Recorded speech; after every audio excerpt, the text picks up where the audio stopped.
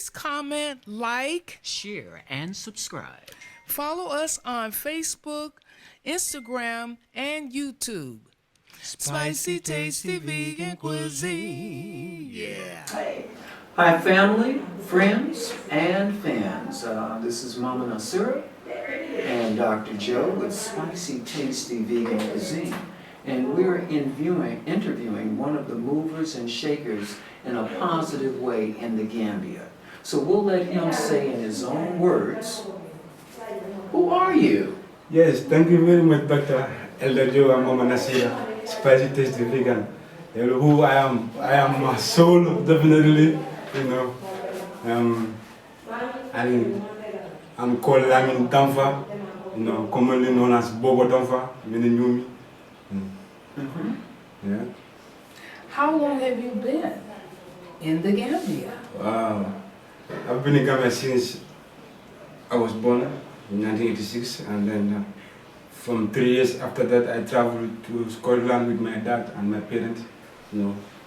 And then after then I was settled in Gambia, went to schools, to the Gambian schools, you know, graduated, and then I did some travels to Ethiopia and Kenya, and still and to the beautiful smiling coast Gambia. Give thanks, you know. Well, how long have you been plant-based or vegan, as they say? Yeah, plant-based. Well, I would say my plant-based came 6 years ago. But generally, I've been groomed in a house where eating healthy is a norm. You know, it's a practice. You know, you know, my parents were so focused on what you eat and how you're gonna eat it. You know, the time you're gonna eat it. You know. Especially my dad, he was so keen with our intake of sugar, of salt, of oil, you know. So that was a stepping stone, a beginning, you know. These things, they start from a long time, you know, having the grown up to a desire to eat healthy. You know, you don't just grow up instantly and it happens. So I can still recall from that time with my parents, you know, that this practice, you know, of me, even now, but broader than it, making it wide, you know? Yeah. So give thanks for the past 6 years, you know, due to the current information, and you know, wherever you are, a destiny will meet you, the good things will meet you, you know? Information will slowly come to you.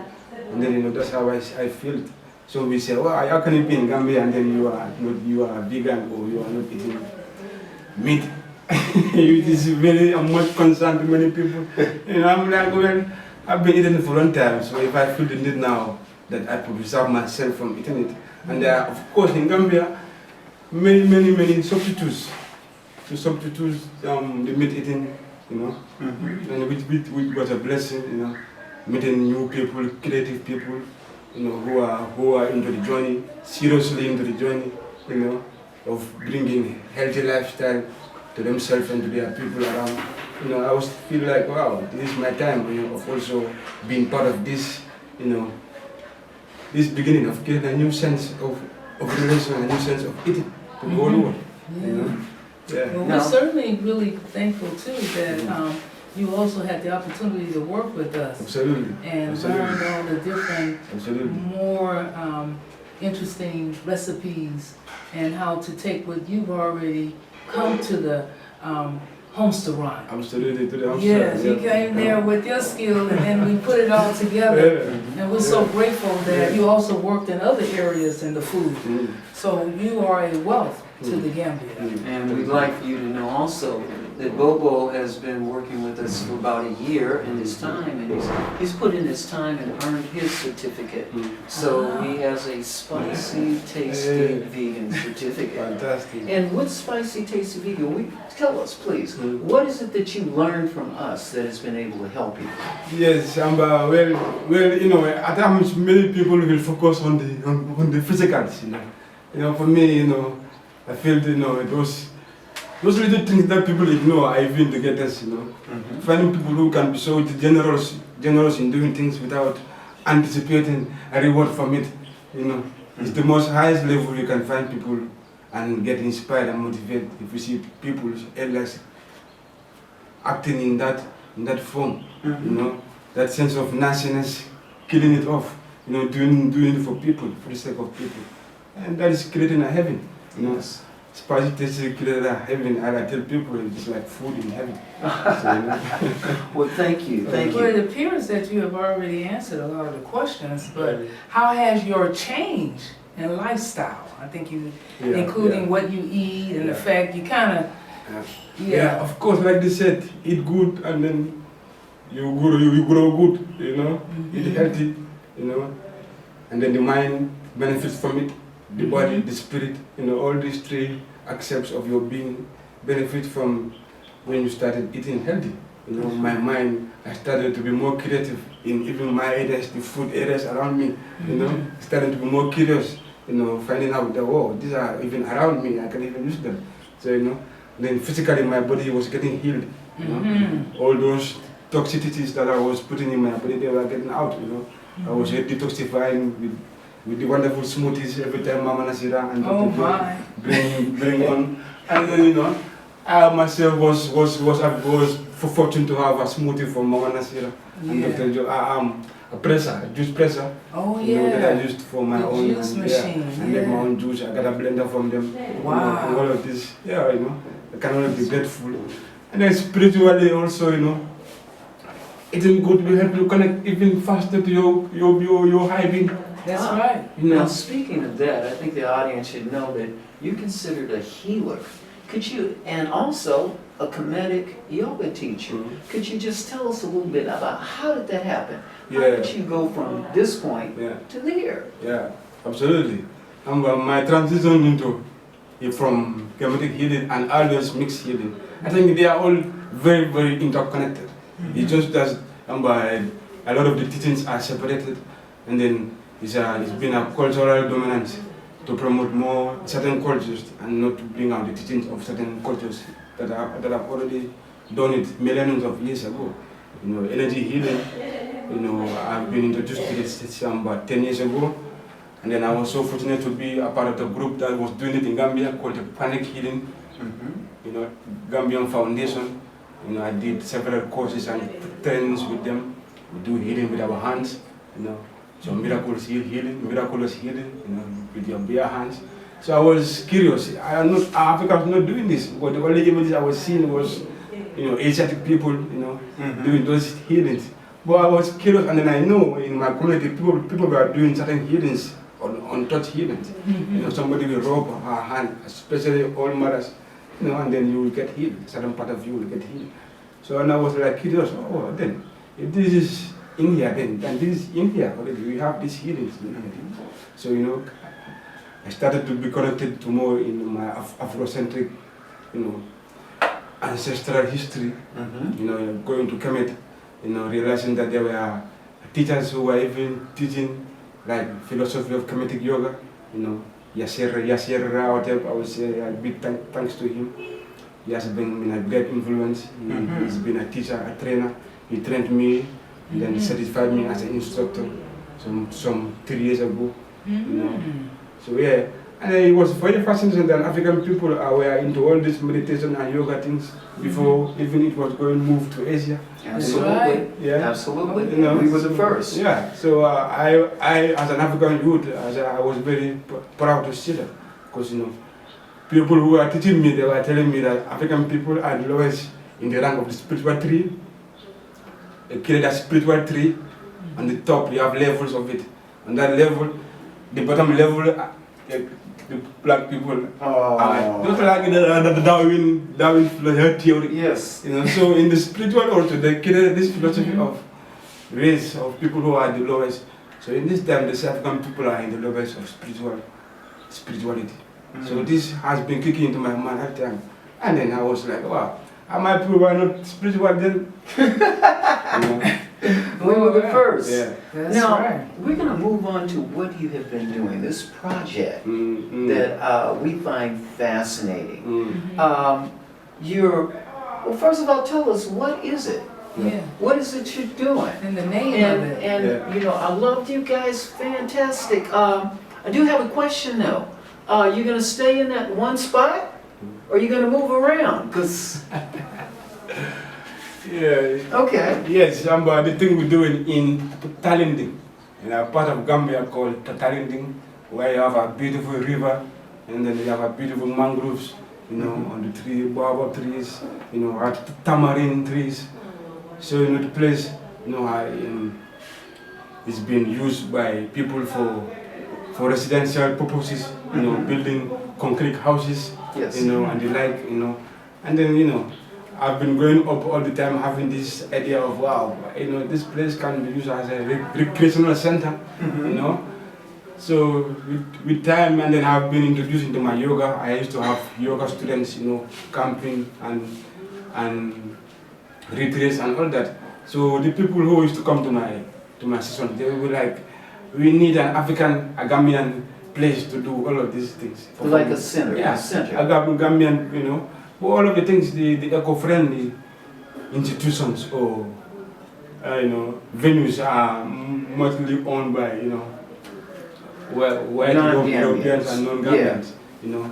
So for many people who come to Gambia, like returnees like yourself, you want to invest in more Gambians, you know, than putting into people who are taking it back again.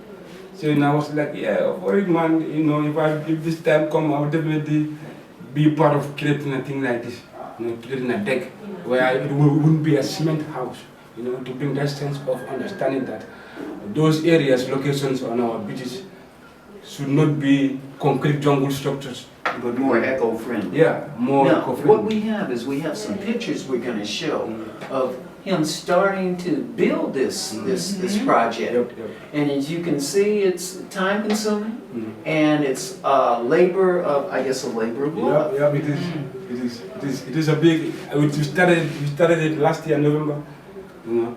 It is, like you said, labor intense, it is costly because, you know, the materials, you're spending the wood. And then, you know, there was a lot of, you know, because people were wanting used to those kind of structures, you know, building structures, seeing a wood. People were picking wood on top of the river.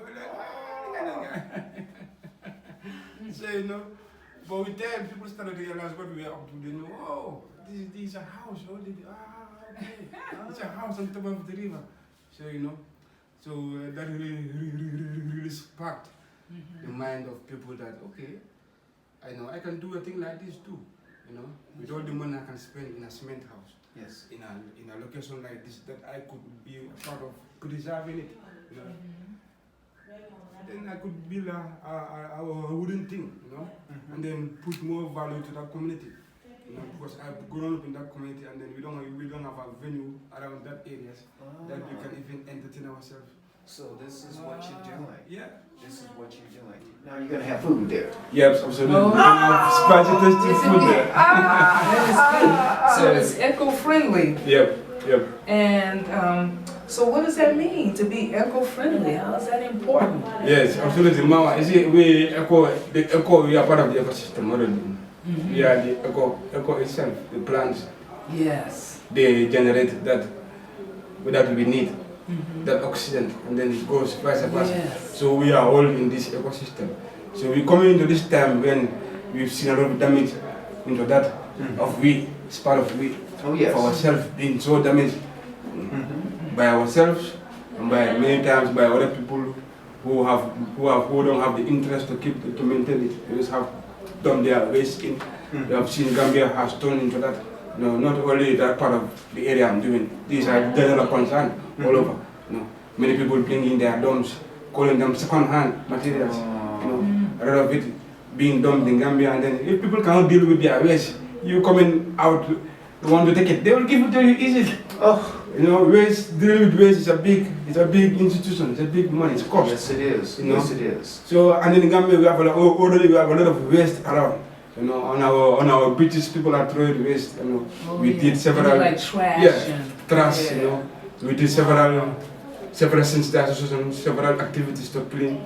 You know, that even foster us to create an organization called Talented Youth for Environmental Protection. And so that's where you guys just basically like this, you like help to clean up the environment, and you, in other words, you're turning the tide. Yeah. I know we had a challenge a few weeks ago where it rained and the wind was such that it would blow down, create a lot of damage. Roofs coming out, people injured, because trees were cut down and they weren't replaced. So anything that you're doing that's eco-friendly, not only is it going to inspire others to do it, but it is the right thing to do.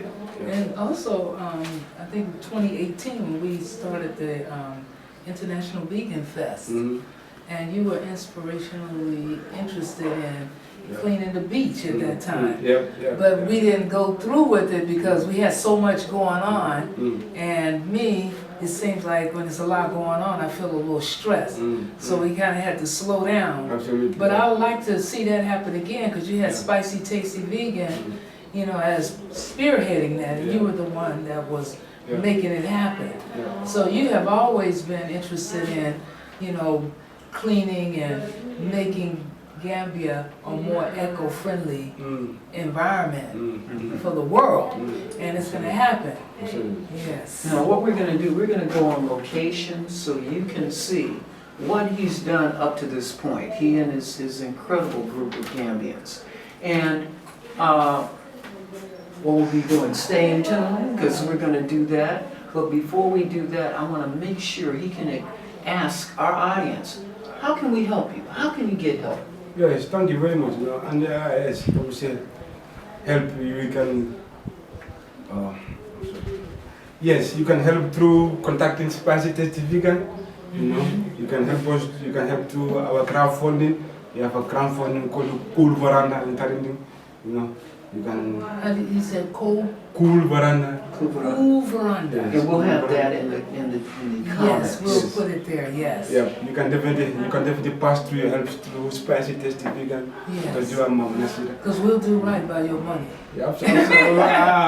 Yes. We don't mind handling other people's money because that's the beginning of a bank. You handle people's life. You give people food. That's right. right. That's the most generous and most trustworthy thing people can give. You know? Yeah.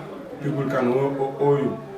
Now, before we go to location, we want to let you know how much we appreciate men and women like Bobo that are adding value to the lives of other people and the Gambia. So we'll be right back, and next we're going to be on location so you can see where he is in the Teledin and how close it is to Banjul, how easily accessible it is along the river, and all of the other wonderful things that make this special. Bobo? Yes, sir. Mama Naasira? Oh yeah, but thank you. We're just really honored to have Bobo here at this moment, giving us some information. I'm happy that we supported you. Did we support? Fantastic, you did great. This is the first time I had a video like this. You know, with this magnitude and you know all this camera and the cameraman. Thank you, man. Oh yeah, we need to let people know what we're doing in the Gambia. I mean, yes, we do have some negative things, but this is very positive. Absolutely. Yes. And for our viewers, our friends, our fans, and those of you that are following, we appreciate your support in helping to make this world a better place. And we do it by putting our heart, our thoughts, our love, and even our credit cards and our money into things that can help bring it about more quickly. Yes. So next, we'll be on location. See you at the Peace and love. location. Spicy Tasty Vegan Cuisine. Please comment, like, share, and subscribe. Follow us on Facebook, Instagram, and YouTube. Spicy Tasty Vegan Cuisine. Yeah.